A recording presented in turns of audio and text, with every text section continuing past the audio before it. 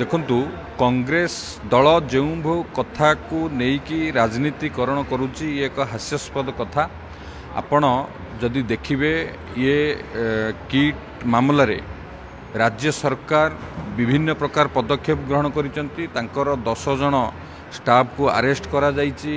या पई high level committee गठन करा जाइछि जार अध्यक्षता करुचंती आमर गृह विभाग एसीएस निजे तार अध्यक्षता करुचंती एवं माननीय मुख्यमंत्री पूरा ये जो घटना को पुंखानुपुंख भाव माननीय मुख्यमंत्री आ उपरे गुरुत्वपूर्ण नजर रखिंट। एवं आपण जदि देखिए ओडिशा सरकार आम राज्य सरकार सबुबले ये घटना को लेकिन बारंबार ये घटना उपरे तदंत करिबा बारंबार रिव्यू करिबा ये घटना उपरे जारी रखिंट। तांकर किट्र प्रतिष्ठाता जे तांको भी मध्य डका जाई तदंत करा जाइछि।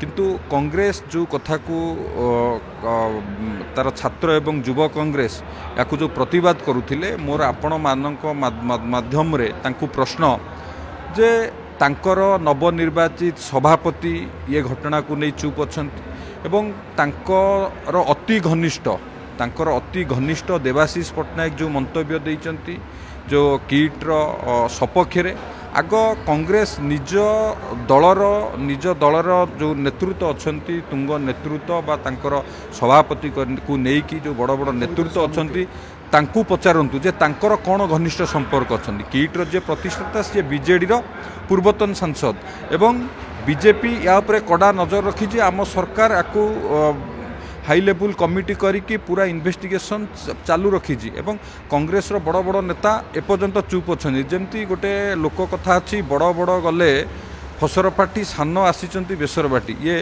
कांग्रेस प्रमुख नेतृत्व कौन ये विषय में स्टेटमेंट दबार नहीं नीरव थिबा बेले तांकर युव छात्र आपको नहीं राजनीतिकरण कर ये एक हास्यास्पद कथा। आपको गुरुतर सह राज्य सरकार नहीं माननीय मुख्यमंत्री निजे आपको अनुध्यान करुँच आप उच्चस्तरीय कमिटी गठन करा जाइछि।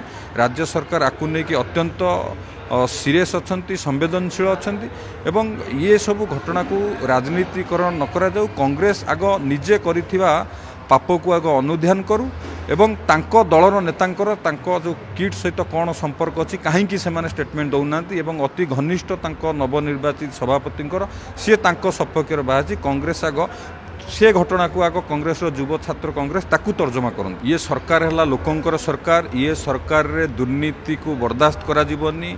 जोटी दुर्नीति हवा बा जोटी एई भली घटना घटिबा बा मनमानी हवा सरकार सबुबेल पई आपण देखुथिबे जो भली भाव में माननीय मुख्यमंत्री आपको निजे अनुध्यान करुचंती एक हाई लेवल कमिटी गठन करिसंती एवं नेपाल दूतावास सह निजे कथा हेले एवं तांकर वैदेशिक मंत्रालय सहित कथा हेले सेमाने मध्य ओडिशा सरकार को प्रशंसा करिसंती जे सरकार ठीक ढंग से इन्वेस्टिगेशन करुचंती। ये सरकार है लोकंक सरकार। ये सरकार रे कौनसी प्रकार दुर्नीति बा कौनसी प्रकार यही रकम कार्यक्रम को केबे भी हेले याको सपक्ष रे सरकार केबे भी जीवेनी। सरकार निश्चित भाव में दृढ़ कार्यानुष्ठान ग्रहण करेंगे और माननीय मुख्यमंत्री आपको गुरुतर सह आपको ये विषय को अनुध्यान करुचंती। धन्यवाद।